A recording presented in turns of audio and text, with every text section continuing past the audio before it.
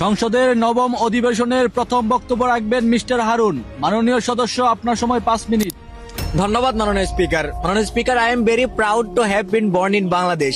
সবুজে মোরা বাংলার বুকে নদীর মধুর সুর, ইতিহাসের পাতায় জলে বীরত্ব গাথা অমর।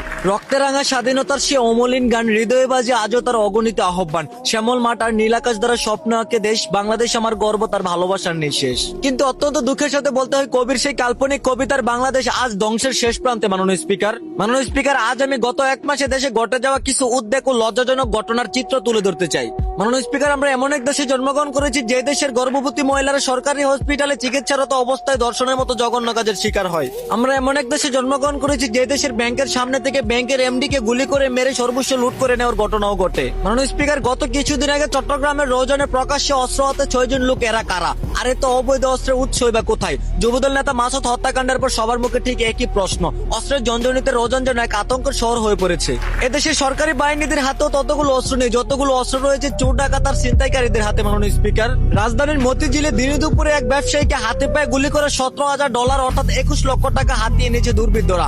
আর একটা মানুষ কেমন নিঃস্ব করে চলে যাওয়া শুধু বাংলাদেশেই সম্ভব। মাননীয় স্পিকার, মিরপুরের সেই ছোট্ট রামেশার রেশ কাটতে না কাটতে বগুড়ায় ঘটে গেল আরেক হৃদয় বিদারক ঘটনা। মাত্র 6 বছরের নিষ্পাপ রাহামণি প্রতিদিনের মতো ঘুম থেকে উঠে প্রাইভেটে যাওয়ার পথে নিখোঁজ। কয়েক ঘন্টা নিখোঁজ থাকার পর প্রতিবেশীদের বাড়িতে মিলল তার কাটা দেহ। যে দেশে রামেশা হত্যার আসামিকে মৃত্যুদণ্ড দেওয়ার পরও আপিল টাপিলের বাহানা দিতে পারে, সে দেশে একের পর এক এসব ঘটনা ঘটে যাওয়া তেমন দোষের কিছু না। মাননীয় স্পিকার, বাংলাদেশে পাসপোর্ট অফিসে ভোগান্তি, সরকারি হসপিটালে দুর্নীতি, চামচাদের 500 টাকা ঘুষ দিতে পারলে সিরিয়াল থাকে সবার ঊর্ধ্বে, আর দিন মজুর খেটে খাওয়া মানুষেরা থাকে সব ক্ষেত্রে পিছিয়ে।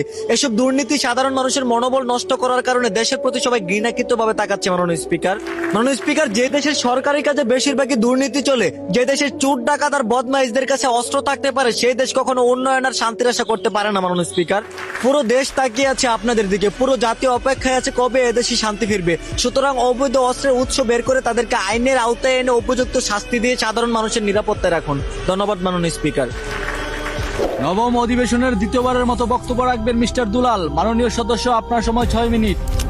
ধন্যবাদ মাননীয় স্পিকার, আজ আমি একটা তুচ্ছ কথার মাধ্যমে আমার সংসদীয় বক্তব্য তুলে ধরতে চাই। আমরা জানি এই পৃথিবীতে একে অপরের চিরশত্রু 2 পশু, শিয়াল আর কুকুর। অবাক করার বিষয় হলো যে এই 2 প্রাণীও আজ একে অপরের সাথে হাত মিলিয়ে চলে, একইভাবে চলাফেরা করে, একই প্লেটে খাবার খায়। কিন্তু অত্যন্ত দুঃখের সাথে বলতে হয়, এই পৃথিবীর শ্রেষ্ঠ জাতি মানব জাতি, আমরা মানুষ হয়ে আজ পশুর থেকে নিকৃষ্ট হয়ে গেছি। মাননীয় স্পিকার, কারণ আমরা একে অপরের সাথে হাত মিলিয়ে চলতে পারি না, একে অপরের ভালোটা দেখতে পারি না, কেউ ভালো কিছু করলে তাদেরকে হিংসায় জ্বলে উঠি। এভাবেই যদি আমাদের ভিতরে চলতে থাকে তাহলে আমাদের এই দেশ কিভাবে উন্নত হবে? মাননীয়